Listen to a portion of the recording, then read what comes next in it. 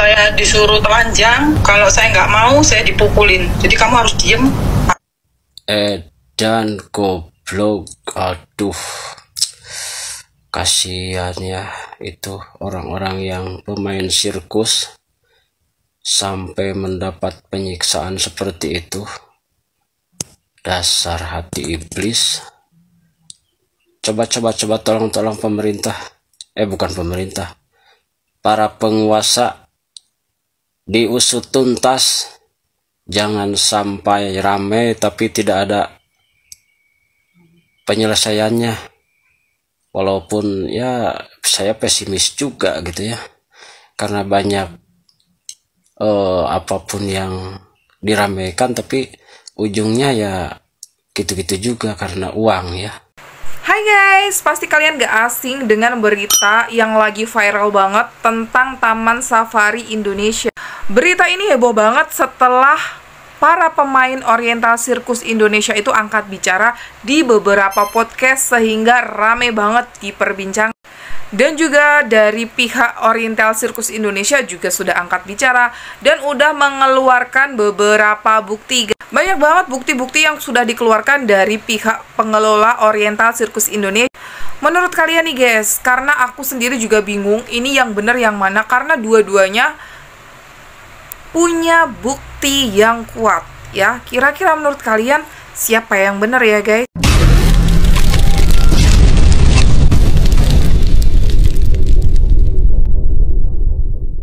Kemarin pasti kalian udah lihat berita tentang sisi gelap sirkus Taman Safari, di mana pekerjanya menceritakan kalau dia pernah mengalami kekerasan seperti dirantai, disetrum, dan dipaksa tampil saat hamil. Sebenarnya hubungan pekerja sirkus ini dengan Taman Safari itu apa sih? Jadi ternyata pekerja sirkus ini tuh bekerja di Oriental Sirkus Indonesia yang disingkat sebagai OCI.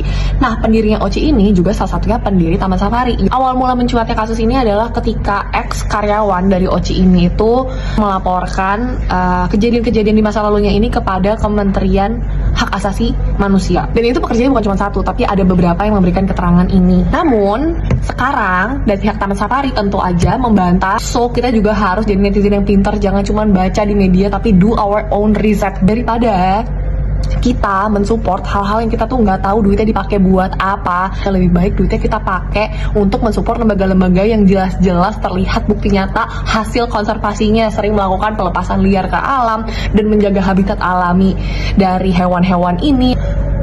Gue gemes banget, dan gue udah pernah bikin konten di akhir tahun kemarin yang cukup ramai, yaitu adalah tempat-tempat yang gak usah didatangi lagi di 2025. Buat kalian para parent yang punya ide lain ya, selain bawa anak kalian tuh ke tempat-tempat seperti ini gitu yang ada kemungkinan eksploitasi satwa dan juga manusia, mendingan kalian komen deh di bawah biar yang lain juga terbuka nih matanya untuk udah deh stop, gak usah ngasih duit lagi ke tempat-tempat kayak gitu. Deddy Mulyadi sedih pemain sirkus OCI diduga eksploitasi, minta Taman Safari untuk menuntaskan persoalan tersebut.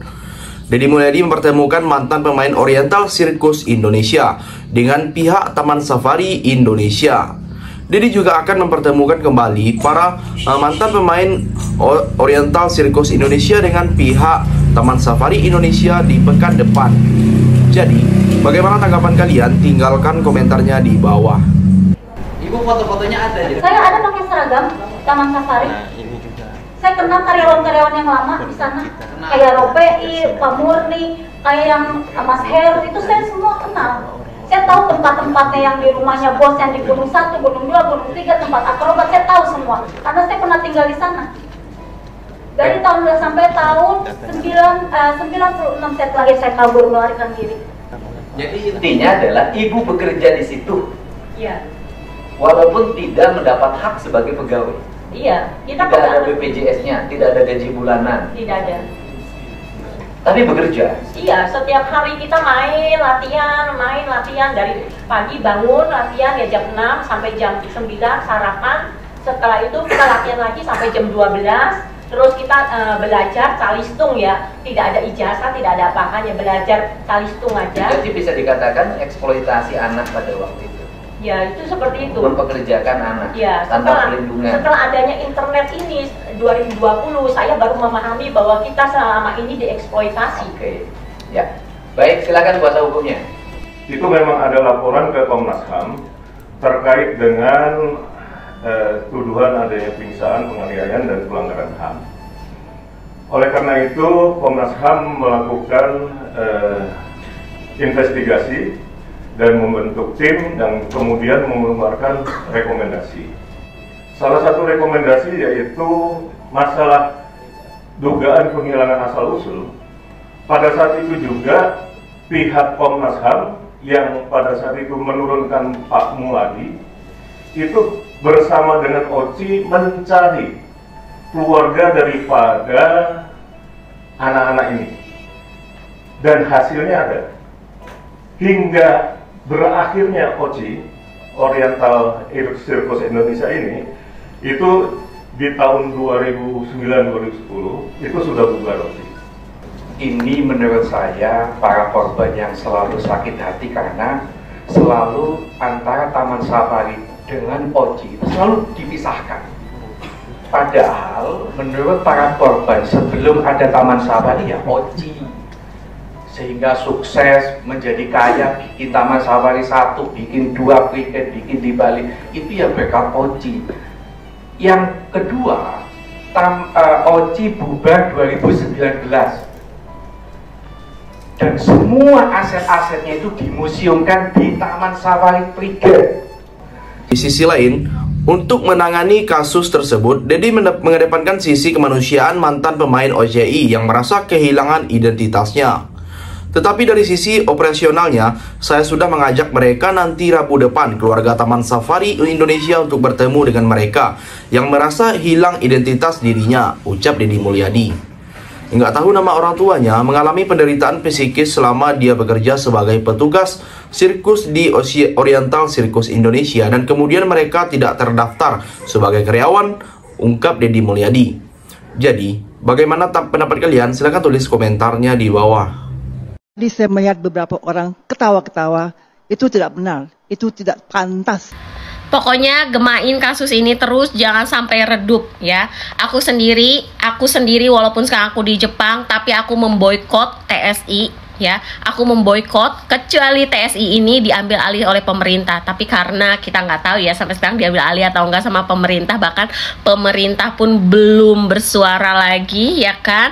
Dan ada salah satu anggota DPR yang berkata kayak, wajar nggak sih sirkus seperti itu? Nggak wajar ya, nggak wajar. Walaupun Anda sama saya itu sama-sama Kristen, nggak wajar. Saya mau bilang sama Anda, saya di sini bukan bawa-bawa agama, tapi dari sini saya tahu integritas Anda ya di kehidupan nyata dan di mimbar itu sangat berbeda. Apalagi akhirnya saya tahu ternyata salah satu orang dari keluarga mafia ini ya, mafia penjahat kemanusiaan ini pernah menyandang sebagai pendeta. Itulah saya bilang ya, ini khusus buat teman-teman Kristen ya. Nih, saya kasih tahu ya buat teman-teman Kristen, jangan pernah mengagumi seseorang karena orang itu kaya dan karena orang itu hanya pendeta. Jangan pernah. Lihat cara hidup dia di luar. Ya, lihat. Kalaupun kalian tidak bisa ngelihat, jangan pernah mengagumi. Karena kita nggak tahu di belakang seperti apa ya, kita nggak tahu di belakang seperti apa. Dan sekali lagi seperti yang ibu seniman ini bilang, seni itu tidak bisa dipaksakan, apalagi dipaksakan kepada anak kecil ya, dipaksakan kepada anak kecil yang direnggut masa mudanya, masa-masa pendidikan dan pembelajarannya, dan tidak diberitahu identitasnya ya. Itu adalah bentuk kejahatan. Kasus ini di tahun 90-an ya udah sempat blow up juga, tapi akhirnya redup kan, dan sampai katanya ditutup kasusnya.